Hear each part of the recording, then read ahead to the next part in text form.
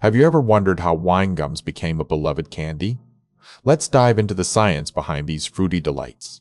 Wine gums, created by Maynards in Britain, are a type of chewy, sweet flavored to taste like various wines. They come in different flavors including black currant.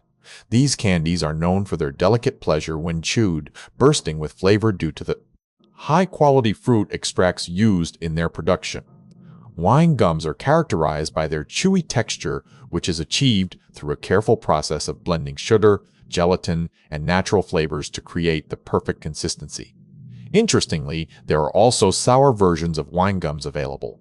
These add a tangy twist to the traditional chewy and fruity experience.